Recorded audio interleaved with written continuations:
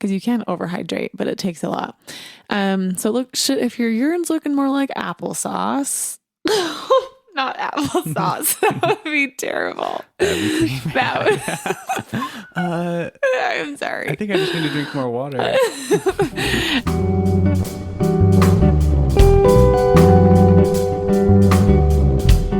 Welcome to the Complete Nutrition Podcast. The podcast where we break free from the dieting cycle and explore sustainable, realistic ways to improve your health.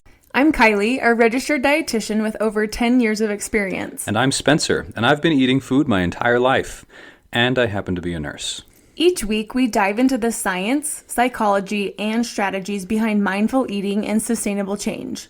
Whether you're here to transform your relationship with food, learn how to make lasting lifestyle changes, or are simply curious about what true health looks like, you're in the right place. We invite you to subscribe and tag along if you'd like to stop dieting and start living.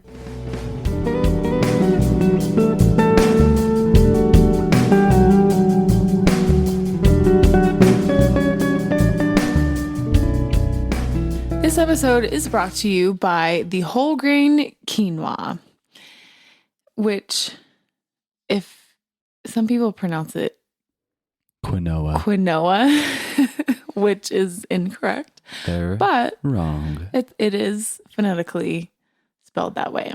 But you're dumb for saying it. No. Okay, so quinoa, it originates from Bolivia, and it grows in high altitudes, and Bolivia, as you know, has lots of mountains. The Andes are there. And why it's, I guess, a nutrition, or in the nutrition world, people talk about quinoa is because it is higher in protein. And the Incas actually consumed it. They called it the mother grain. And is that what quinoa means? Oh, actually, I mean, maybe in their language, right? I actually don't know. Yeah, that's okay. I don't think it's a Spanish word. At least I don't think. I don't know. Anyway, so they call it the mother grain. And during the Spanish conquest, the explorer Francisco Pizarro, he wanted to destroy Incan culture. So he had all of the quinoa fields destroyed. What a bad dude. I know, but fortunately it grows in high altitudes. And so in the tops of the mountains, there were still quinoa plants that were able to be maintained. And then it was later in the 70s, there was a Bolivian philosopher, his name was Oscar, and part of their meditation class, or his philosophy, was to eat quinoa every day. And he had two American students who loved quinoa and then brought it back to the States and created the Quinoa Corporation. And then Corporation? Yeah. Is that the name? The Quinoa Corporation. Quinoa Corporation, yep. Wait, that's really the name of it? I don't know if it's still around, but I believe that's what it was. Oh, that's kind of funny. And since then it has gained in popularity. And why, again, from a nutrition point of view, some people consider it a superfood is because it's a whole grain, so it's high in fiber, also high in protein. In a half cup, it has 8 grams, which is pretty high for a whole grain. But the cool part of this is that it has all essential amino acids. And we talked a little bit about this in our protein episode, that plant proteins, you have to eat complementary proteins together to get the full amount of amino acids that we need. So animal proteins, because they're so much like our own chemistry, we can get all of the amino acids or all the proteins that we need. But with plant protein, we need to eat a whole grain a whole grain and a legume. So like brown rice and beans. However, with quinoa, they're the exception to the rule that quinoa contains all 9 essential amino acids. Yeah. Which, as a reminder, just making sure I'm not dumb, amino acids are the building blocks of proteins. Correct. Okay. Ding, just ding, ding, ding. Thinking back to my chemistry. Yeah. Just for those that are wondering as well as I am. So, and quinoa, we grew 2 stalks of quinoa in our garden. Spencer and I are novice gardeners. And we didn't even harvest it. We grew it and then it dried out and died and then we threw it away. But maybe we'll try again next year. That was inspiring. The leaves, I wish we would have known about the leaves. I think the leaves would have been a lot easier to harvest. Yeah, it looked really hard to harvest. That's like half the reason. It looked very difficult to thresh. Yeah, what was Spencer's idea? I was like, there's no way we're gonna we're gonna harvest quinoa. And she was correct. Anyways, you can eat the leaves of quinoa and then also the seeds can also be like ground up and eaten as grain, which I thought was You interesting. like make flour out of it. That's kind of Well, cool. I guess that makes sense because that's what the grain is the seeds. That's funny. So a lot of people ask, well, how do you eat quinoa? How can you add this to your daily intake? Well, it doesn't need to be daily. Throughout your week or your month. If you're not eating quinoa every day, you're going to die of stomach cancer. That is false. So we use it as a substitute for rice. You can eat it with anything that you would eat rice with. There's some really yummy, they call them baked salads that you can make. And I think one of my favorite things are for leftover quinoa. I'll make like a breakfast quinoa dish where you put milk and honey and almonds in it and eat it for breakfast, like a sweeter whole grain dish. Anyways, quinoa is great. And, there's your history lesson on food for the day. Mm-hmm. Very nice. Quinoa is really good. I love quinoa. So today we're going to have a personal health check-in. And why is that, Kylie? Why are we doing that? I feel like a lot of people ask me questions, and when they go to their physical, she's sick of it. So listen to this instead. Yeah, I'm just gonna say, kidding. listen to episode whatever one this is, episode 17. When anyone ever asks me, so, no, I do get a lot of questions about when people go to their physicians and they've got questions about what they should be looking at or what their labs mean. And so I just thought, it would be good to go over and like good, I don't know, I'm like grateful that I have the knowledge for myself. So when I go to my physician that I can like say, like, I want this lab done because I know what I'm looking at and what I need. Mm-hmm. So what are some good parameters with those labs that people should be looking for? Yeah. And what are the labs? Yeah. So, well, we'll talk about, I think today, like the whole, I guess, several health parameters, specifically with labs. And I mean, if you've got a doctor's visit coming up, I would write these down. I would ask for a CMP, stands for Complete Metabolic Panel. And the CMP includes kidney labs. It'll include a GFR, so your glomerular filtration rate, so how healthy your kidneys are. It'll include liver enzymes, so like an ALK phos, an ALT, and an AST. If those are elevated, could be signs of like liver inflammation or like you would probably need to do screening for fatty liver disease. And then those are, and it also contains electrolytes, which like don't change based off of hydration. But the CMP, so that's what you're looking for, is kidney and liver health. And then also getting an A1C, which is a 3-month average of your blood sugars. Also a lipid panel, so cholesterol levels. And then I would also say, which they do every time, is to check your blood pressure as well. So those, 4 things? So CMP, A1C, lipid panel, and blood pressure to get a baseline. And then I would recommend getting those checked every year just so that you can keep tabs and see where they're trending. And then other things that I would ask yourself or check in with, which we'll talk more about today, is, are you getting enough sleep? Are you happy? Are you hydrated? Are you active? And do you eat a balanced diet? And that, all of that, I would say in a nutshell, is in terms of physical health. I mean, there's some emotional, but I think emotional impacts physical health. But those are all key variables to a person's health. Mm-hmm. Indeed they are. I do a lot of CMPs and A1Cs on people. Okay. Next question about those, and we'll talk more about those. But what are the top priorities out of those for people to focus on? Yeah. And I tell people, if I could create Kylie's hierarchy of needs, like Maslow's hierarchy of needs, or is it Maslow? I always say Maslow. I don't know if that's correct though. Well, one of them is the dog, the bell and the dog. And then I don't know, Maslow or Maslov. Apologies to whoever the philosopher was. Whatever. So hierarchy of needs, if I could create my own hierarchy of needs, sleep would be at the bottom, the foundation. If we're not sleeping enough, I just think it like cascades into everything else, our emotional health, our physical health. We're not motivated to do anything else. So making sure sleep's at the bottom. Next up would be emotional health.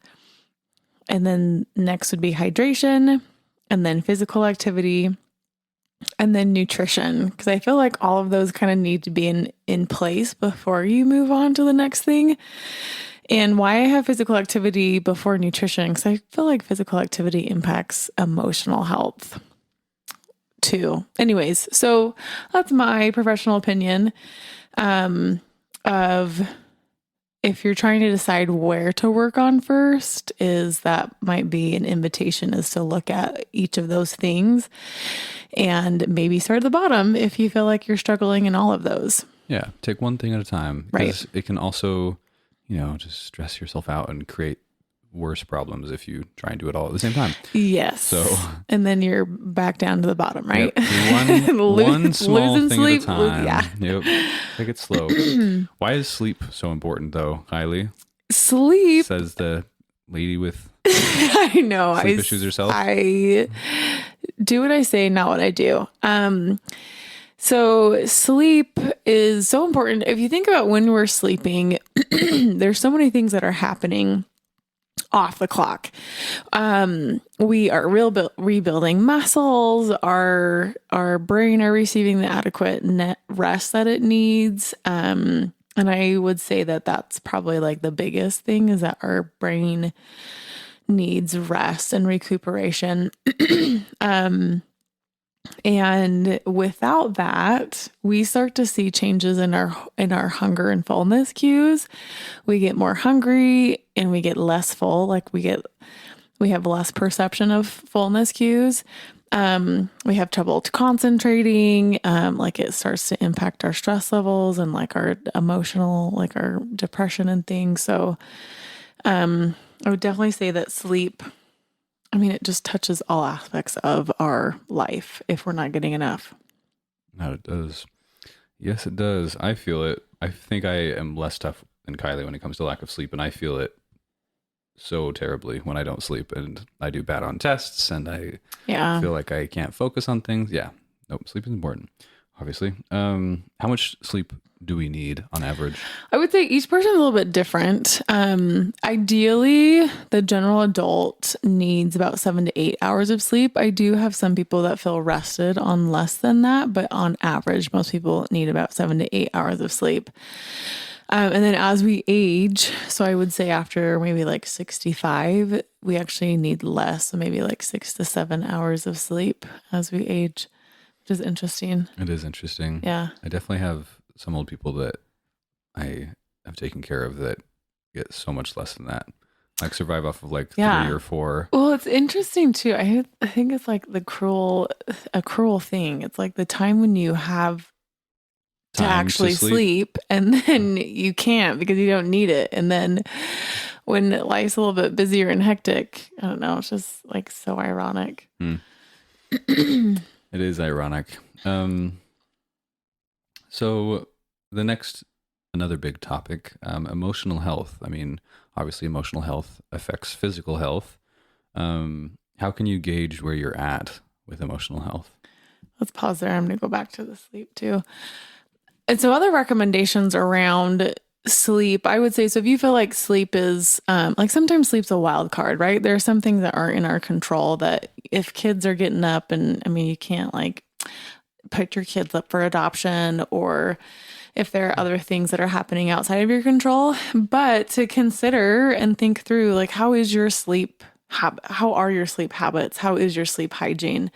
Are you shooting for a bedtime that will allow for you to have adequate sleep? Do you need to switch up like how you do your alarms? Do you need to create a bedtime routine to help wind your body down? I would also encourage people, if you're getting enough sleep, but you still feel not rested, to get a sleep study done and to check for sleep apnea or to check for narcolepsy, and to see like what else is going on. So yeah. So check in with how your sleep is and see where and how you could maybe be and do a little bit differently. I know for me, I could definitely not do so much in the day and put sleep as a higher priority for myself. We need a better bedtime routine as well. How long do they say it takes to develop a habit? Oh, So they it say takes 3 weeks. They say 20 days. Yeah. 20 3 days. weeks. Yeah. Anyway, if you can stick it out for 3 days with a bedtime routine, then apparently you'll become permanent. So next question, next kind of big topic is emotional health, why it's so important, and how can you gauge where your emotional health is at? Yeah. These questions, they always give you at like any physical, like a physician's physical appointment, like when you go in for like a preventative check-in. I'm going to run through those because I do think they're good. I always feel like I just answer all the questions that will, like, they won't talk to me about it because I'm like, okay, I feel like sometimes these things can be debilitating and can be really impactful for you to like function and to do anything. And that's when you really should talk to your providers.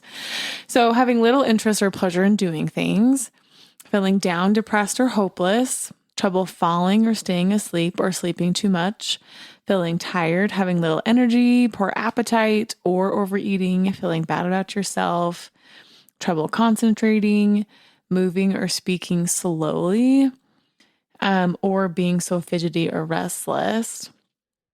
And then More than normal. Yes. And then, just some of these like high risk thoughts of like, of feeling like you would be better off dead or like self-harm and things like that. And if you want to look up these questions on your own, just look up a depression screening. And then you can read all these for your own. Yeah. And I will say too, especially that last question, if you are feeling in that like self-harm realm, there is a suicide hotline, which I think whether for yourself or for someone else, I feel like all of us will probably, hopefully not, but might need to use it for ourselves, for someone. And so that hotline is 988 in the United States. Yeah, I was gonna say that's America specific. Yeah. United States specific. Yeah. Okay. And then, so those are the depression screening questions. And then anxiety screening questions are feeling nervous, anxious, or on edge, not being able to stop or control worrying too much about different things, trouble relaxing, being so restless that it's hard to sit still, becoming easily annoyed or irritable, feeling afraid as if something awful might happen. Like reading through these things, I feel like we all have it to an extent. Yeah. To have like general anxiety, which that is normal. But I think again, if it's debilitating where you're having trouble taking care of yourself, then like there's definitely options, whether that's medication or therapy or just getting support. Mm-hmm. Yep. There are options. So please get help if you need that. And I also think it's totally normal too. I think we all have gone through phases where we've needed, where, I don't know, like where maybe, depression or anxiety is worse. And so, and I also have people in family who are on like medication long-term because they find a baseline that feels good for them. So I think there's a lot of judgment that doesn't need to be, that these medication are helpful and impactful. Mm-hmm. Yep. It's the same as mental health is the same as any other aspect of health, like physical yeah. health. Like you would go Yes. to the doctor and get help if you broke your arm. Mm-hmm. You should do the same thing For mental health. for mental health. Yeah. Yep. Yeah. There's definitely a stigma around it, but it is just as important, if not more, a lot of the time. Agreed. Anyway, the next question is hydration. After that, Oh, kind of a funny after shift. talking Left about turn. depression, make sure you drink enough. So yes, hydration. And I would say hydration is the next step because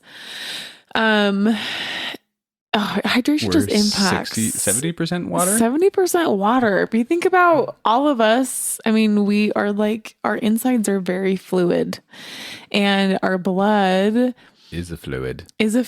and our blood, I mean, it does everything, right? It sends oxygen to our cells. It's where all of our food gets absorbed and digested and delivered to all of our cells. It delivers the immune response. And beyond blood, you've got your interstitial fluid. And anyways, so fluid's super important, and all of our organs are bathed in fluid, and it's important to Keep them bathed. keep them bathed and to have adequate hydration. What is an adequate amount of hydration? Yeah. On average? That's a good question. So there's actually I'll tell you what equation that we use in the hospital. There actually is because everyone's needs are so different, because we all might sweat different or Live in different climates or like how active we are. So there's no like the true, I guess, rule of thumb is based off of how much you're urinating. So basically, true rule of thumb is your urine should be clear. So it should look, I shouldn't say clear, should look like lemonade, because you can't overhydrate, but it takes a lot. So if your urine's looking more like applesauce, not applesauce, that would be terrible. I'm sorry. I think I just need to drink more water. Apple juice. If your urine looks like applesauce, go to the emergency room. Applesauce. So if your Yikes. urine looks like apple juice, super dark, smelly, probably need to drink more. But the equation that we use, so for and this is for adults. I'm not a pediatric. Well, I guess I'm a NICU dietitian. I can tell you for babies, but anyways, for adults, younger than 65, it is 35 milliliters per kilogram. So if you want to get out your calculator, you take your weight divided by 2.2 to get the number of kilograms. If you're taking it from pounds, like in America. Oh, everybody that's else true. Yeah. Everyone else is sane probably using. and uses I know. kilograms. Yeah. Why on earth did we? I don't know. We just like to be special and hard to work with. Yeah, it's good. Anyway, so if you're using pounds, divide that by 2.2 to get kilograms, and then you multiply that by 35 milliliters to get how many milliliters in a day, which you can divide that by 1,000 to get the number of liters. In short, I would say for most people, we need around 2 liters or about 64 ounces or 8 to 10 cups of water a day. And I think some people say, well, like, I hate water, and like, what are other options? And I would say about 2 liters or 64 ounces of non-caffeinated fluid. So that can come from like herbal teas or like seltzer water. And so if you hate water, The little flavor packets. yeah, or- like add flavor packets in it. People ask and get worried about the artificial sugars, but I think, and we'll have another episode explaining more about artificial sugars and sugar substitutes. I think if they're a vehicle for you to get more water in, then I wouldn't worry about it, as long as you're drinking fluid. What about people that say, I drink 6 cans of soda a day, even if it's like non-caffeinated? How are they surviving? So I mean, it depends if it's non-caffeinated soda. Is that still okay? I would still count that. I mean, I always tell people for any type of soda, I would say to try and be a social drinker. But I do, like, have people who absolutely hate all Water. options. And so like, yeah, so next best option would be these sugar-free sodas because that's their water is the first ingredient.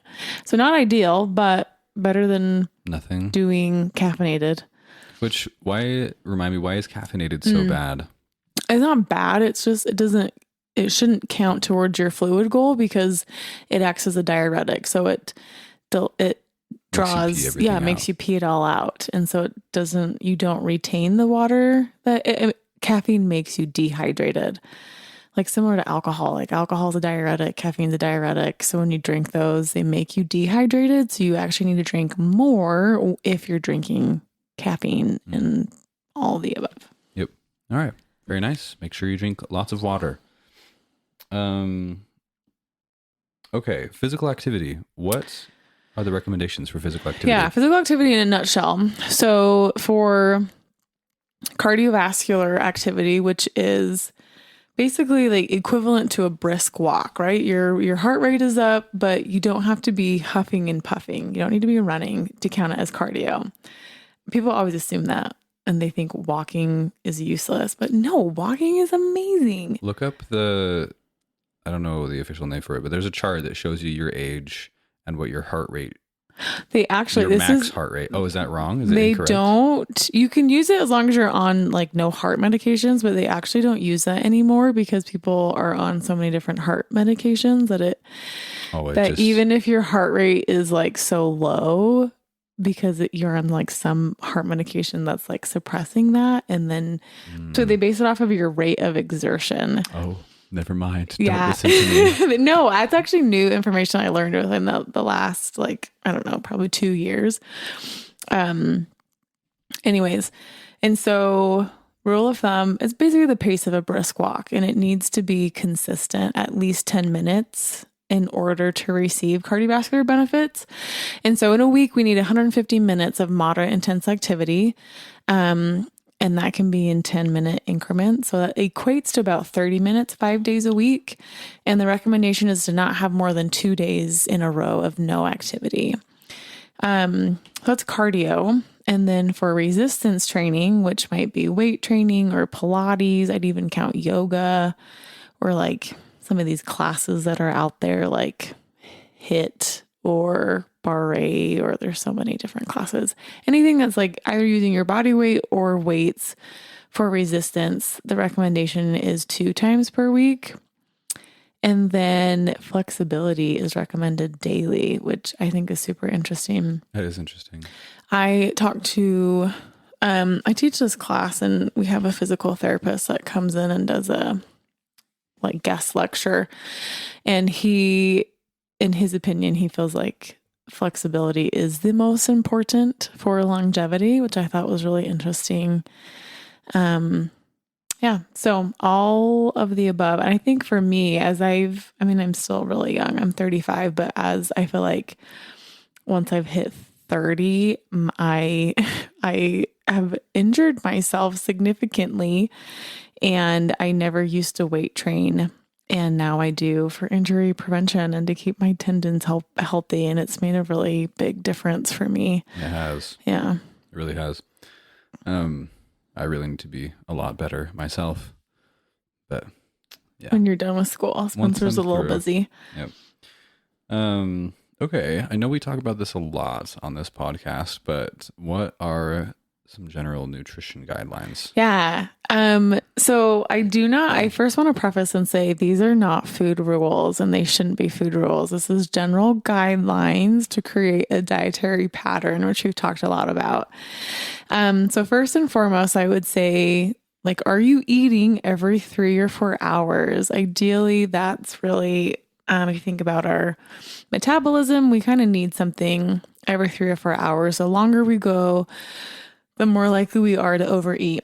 So eating every 3 or 4 hours. And then are your meals balanced? Do they contain a carbohydrate source? So like a starch, potatoes, grains, fruit.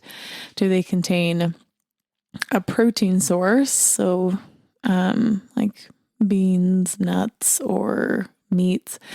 Do they contain a fiber source? So those three things, carbs, protein, and fiber, within each of your meals. Or another way to look at it is to try and get 3 different food groups with each of your meals. So you've got macros and food groups. Food groups are like your dairy, grains, fruits, vegetables, protein, and fat. So trying to get 3 of those in a day, basically just a different variety. So eating every 3 to 4 hours, getting a balance of those different nutrients. And then in general, and this kind of goes back to the Mediterranean diet. I'll ask people, are you getting, a serving of nuts daily? Are you getting a serving of legumes 3 times a week? So like beans or lentils. Are you getting, it's about like 3 to 4 cups of vegetables in a day? Are you getting about 1 to 2 cups of fruits in a day? And again, these should not be rules. There's going to be days that you don't get it. For example, Spencer and I had a slow morning today and we had a donut for breakfast. And that's okay. And there's going to be days where your day doesn't look like this. But in general, if you look back and look over your week and over your month, getting these varieties. But if I were to narrow it down to like, I don't know, probably my like number 1 and 2 recommendation is getting that balance and then like trying to eat every 3 or 4 hours. In a nutshell, is what I would say for nutrition. Very good. And if you want more details, listen to the rest of our broadcast. No, that is helpful. So to summarize, oh, sorry, go ahead. I was just going to say the same thing. Oh, okay. Well, so to summarize, if you haven't, it is recommended to get a yearly physical. Go call your doctor, check in the United States. You, from an insurance perspective, it's considered preventative, so they'll cover it. And so go get your yearly physical, ask for those labs. I'll repeat them again. It's the CMP, A1C, lipid panel, and then the blood pressure, which is in a lab. And then check in with yourself. How is your sleeping? Are you happy? Are you hydrated? Are you active? Do you eat a balanced diet? And if any of those things are off, maybe choose 1 or 2 things. Don't go into New Year's resolution mode and create a long list, but choose a couple of things to potentially change and work on, and start small. Yep. Start small. And I was going to say smart goals. Make smart goals. All right. Thank you, everybody. We will see you guys next week. Yep. If you are listening, we imagine that you are probably on your own health journey. Thank you so much for letting us be a part of this journey. We want to invite you to consider these 3 questions as a weekly personal check-in. The first question is that maintaining a positive mindset is crucial for success. So, what are your victories and your wins from the past week? Second question, what are your intentions or focus or goals for this next week? Reminder that the simpler and more realistic, the better. And the last question is, what are you going to do to accomplish this goal? Be specific, and we invite you to write this down somewhere. What specific things will you do to reach this goal of yours? Thank you so much for listening. If you like what you are listening to, we would invite you to subscribe. We'd also invite you to leave a review. If you do, you will be entered into our monthly drawing to win a box of meal deliveries. Take a screenshot of your review and send it to Complete Nutrition, complete with a K, completenutrition@gmail.com. You can also check us out online at www.complete-nutrition.com or on Instagram at complete_nutrition.